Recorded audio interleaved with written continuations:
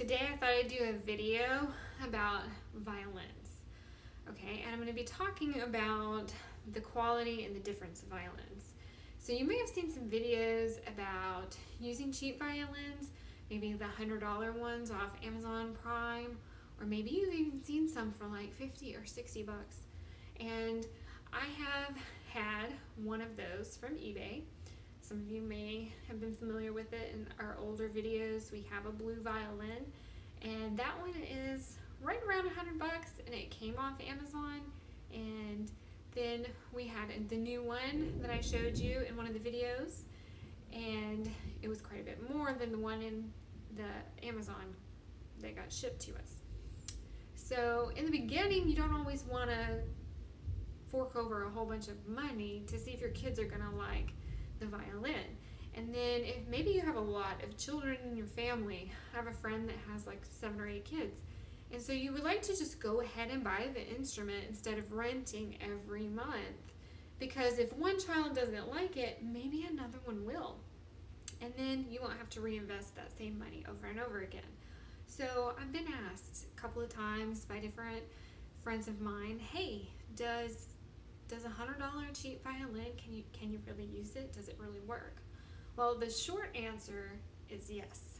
So if you don't want to know anything else about it, yes, it'll work for a little bit, but it's really not a good long-term solution, okay? And today I'm going to show you some of the differences of the violins. So my son had his violin that was really cheap, and then I have been able to see 3 others. And I'm going to tell you that if you're going to do that, you need to get the plan. Well, actually I've seen 5, because one guy had to return his, and that's what I'm telling you. You're going to want to get the plan where you get a broken violin that you can get them to swap it out for you for free, okay? And thankfully he did that, because he was shipped a broken violin. So out of the first 4 $100 violins that were received, half of them have been broken, okay? And I'm going to show you the cheaper violin first, and we'll go from there. So this violin right here is one. It's made from China. The front of it sounds like and feels like plastic to me. It doesn't even feel like real wood, and that's common with these Chinese violins, and that's okay. I mean, I think it was made in China, but anyway, it's okay for introducing the child to it to see if they like it, or even as an adult trying to see if you like it. But we spent at least 20 minutes trying to tune this, and it still is not there really. Okay, and on almost every one of them that I've seen, it's this G peg is really difficult to work with, okay, and it goes flat within minutes of tuning it. Okay, so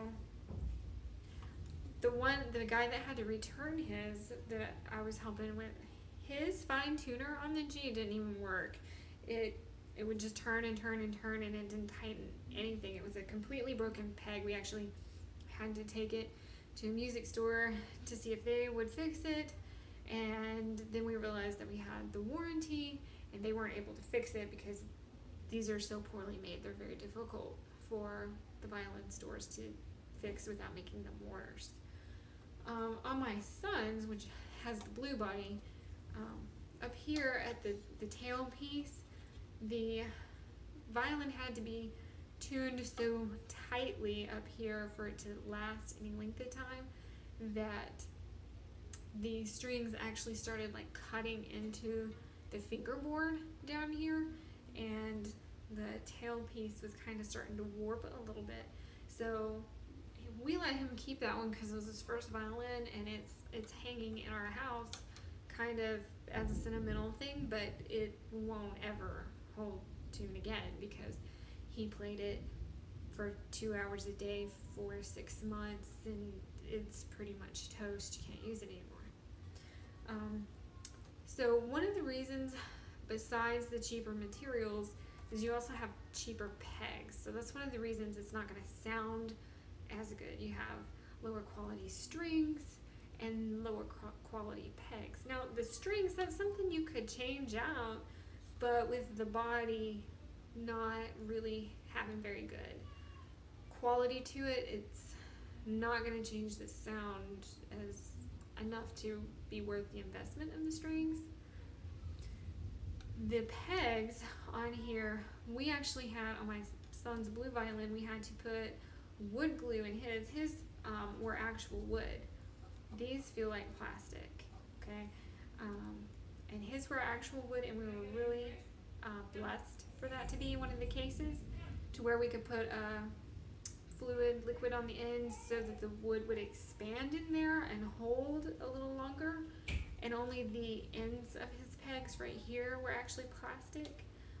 This feels plastic all the way through. So since they're not really made to fit these holes on a really stable friction-based system, that's why you're gonna have, you hear how flat that is already? That's why you're gonna have such a difficult time trying to keep these tuned. So that's one of the problems.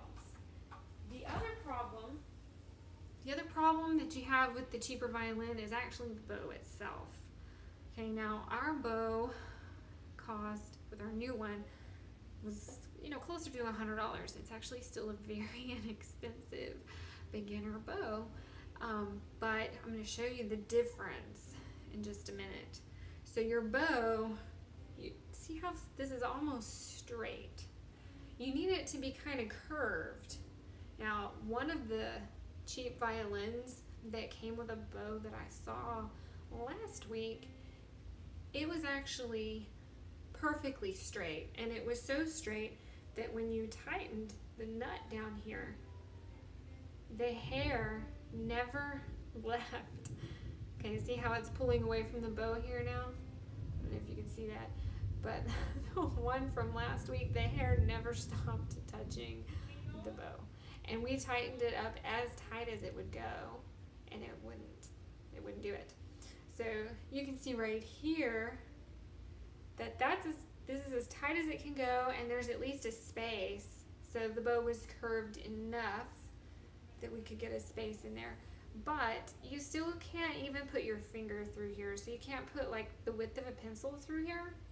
When you're first learning to tighten it up, you want the width of a pencil to be in there, and he can't do that with this one. So it's a little hard to play with because it's kind of mushy still. And I'll show you that really quick on his violin, which is not in tune, so sorry if that is going to bother you. But I just kind of want to demonstrate the sound here. Okay, so.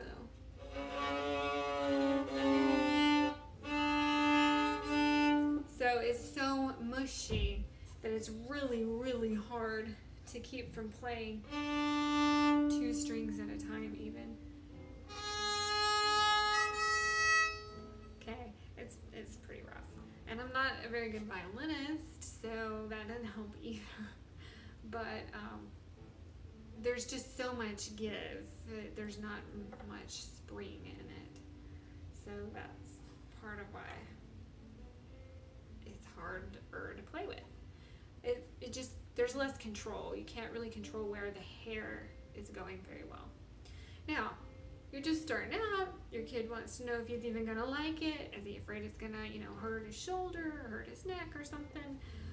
Obviously, if you're gonna be playing it any kind of long time, you want to get a shoulder rest, and that'll help take some of the kink out of playing it, and you'll just be turning your head instead of turning your head and kinking to pinch the violin in. Okay, so now I'm going to show you my good violin bow, or better-ish violin bow, and show you the difference in the curve.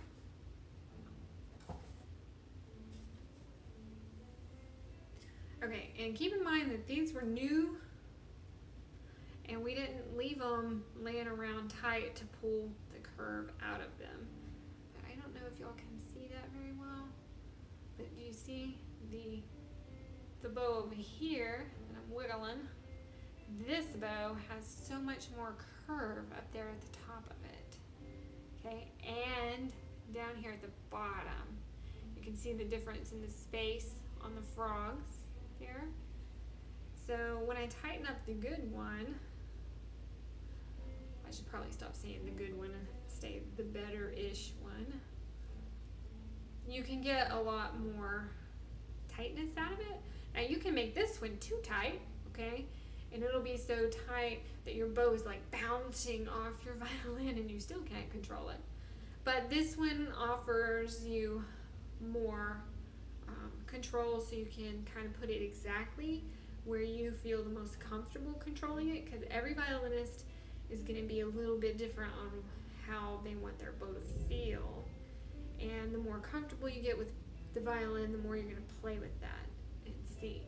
Okay, now you can also tell that we can get this one tight enough to stick my finger right through it. Okay, and that's what you want. You want something with a curve so that the hair can get tight on it. What you don't want to do is you don't want to tighten it up like this and then throw it in your case and leave it there. You don't ever want to do that, because you're going to pull the curve out of your bow, and then you're going to have less control, and it'll be the same as that one over there, and you will have wasted your money buying a better bow. So always loosen it back up, okay, so that you can get your curve back, and you want to keep it loose when you're storing it, okay? Now humidity affects all of this stuff too.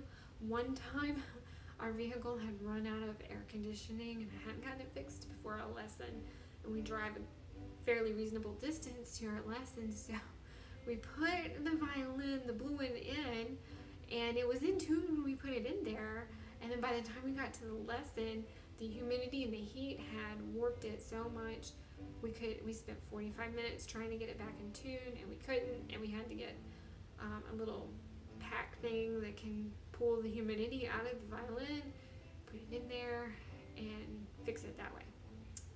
So I'm going to show you the new one, which y'all have seen before, but this one has, I believe it was a spruce body here, and when you're feeling it, like, you can feel that it feels like wood. And then these pegs, if you notice, they're brown. They're a different color than the chin rest and the tailpiece. When we played it at the store, the chin rest and the tailpiece all matched, but my son didn't really like that look. He really likes the black on brown look. He just feels it's more traditional, I guess. I don't know. But we looked at getting the pegs switched out too, because that was the look that he wanted to have. However, these pegs have been fashioned specifically for these holes, and so in order to do that, it was going to be like $75 extra, because they had to get black pegs and then sand them and grind them and do whatever they do to them to fashion them specifically for these holes. So this one hasn't been played in 2 hours, and it's still pretty much in tune. There's no problems with it. When we came for lessons today, we only had to tune the G string just a hair with a fine tuner, and everything else was perfectly fine. Whereas the other one, we spent 20 minutes working on that, and we still didn't get it all the way up to par. So, that's the difference in the sound. Hold on, I forgot that I loosened that up. So, the newer violin, I want to say it was right around 600 or so, something like that. It was kind of the lower tier of the intermediate violins.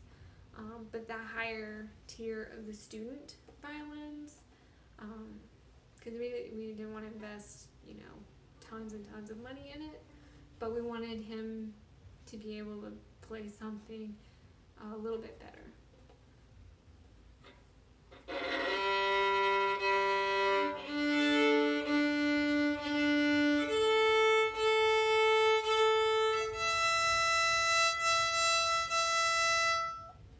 So you can tell when you're playing with it, the bow just moves over these strings a lot more smoothly and things like that. Now, other than the condition of the blue one, because it was just getting really beat up basically, because it wasn't made with durable wood. And the other thing was the strings and the bow itself were not that great. So when he would try to play something soft or piano, it didn't really sound good at all. It sounded really bad. And so he got to a point where he wasn't going to be able to do well, like in a sonatina contest or something like that, if he didn't have a better quality violin, because in order to make the sound like the song and the notes and stuff, he had to play it forte and put a lot of pressure into the string and weight and stuff so that it would sound right and it wouldn't be all crunchy and super scratchy.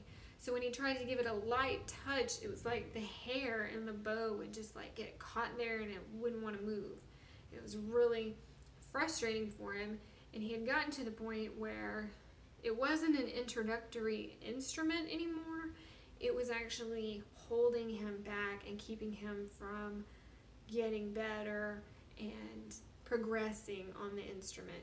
So the short answer is, if you get the plan where you can return a bad one, you can use it for about 6 months.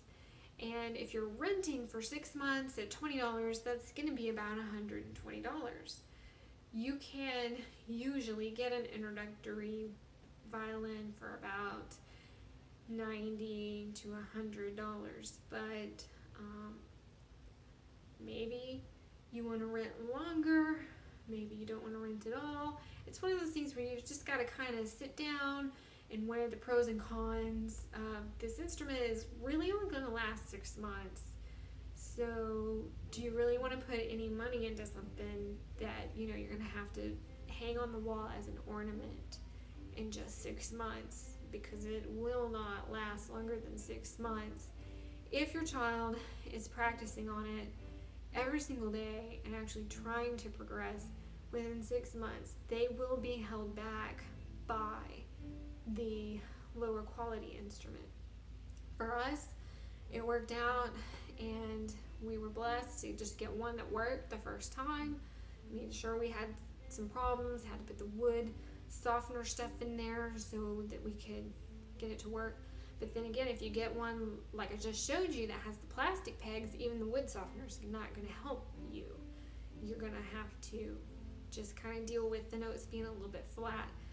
Violin is a very audible instrument. You have to train yourself to listen so that you can match the notes really well.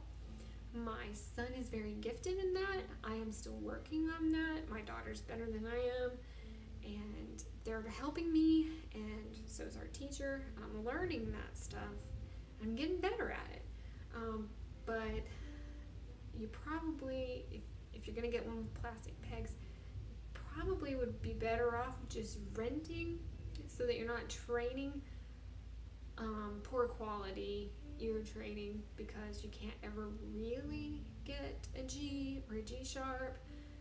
Maybe you can only like bounce between the G and the A or something like that, because you can't really get the fine tuners to work well. So like I said, it's kind of a personal thing that you and your family need to sit down and go, do we have enough kids to pass this down to? Do we really want to deal with having to return it? Are we going to rent something if we return it in the meantime until we get the new one back and see if that one works? What happens if we get 3 bad ones in a row?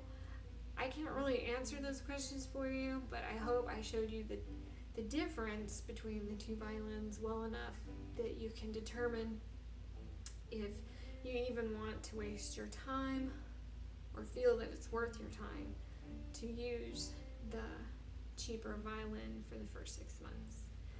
Thanks for tuning in today, and check out my blog. It's www.davytodd.com, and over there we talk about all kinds of parenting things, and we talk about homeschool and music for kids, music for adults who are learning, and there might be like some fun things over there, like musings or whatever, if you want to check it out. I would love to have you over there. And I would like if you could subscribe to this channel. Tongue-tied there. That would be great. And if you think you would rather budget to save for a better violin the first time around and not mess with it, head over to Lydia Sin. She has some great tips for saving money and for budgeting, and I'm in love with her channel, and I'm over there all the time. I think today she posted something about getting stains out of your clothes so that you can save yourself some money and not have to replace clothes as often. And she also introduced me to the shaver for your clothes that you can use to shave off the little peels and peltings that come up when you wash it, So that was really cool too, and a great way to save money because you buy one tool and you can use it on hundreds of shirts and skirts. I like to wear maxi skirts a lot, and those get those little fuzzy balls on them all the time. And I'm like, man, I can only wear this like 5 times, and then it looks really worn, and then I can only wear it in the house. And so that was really cool for me. So I'd appreciate it if you go to Lydia's channel and tell her that you found her because you watched Davy Todd.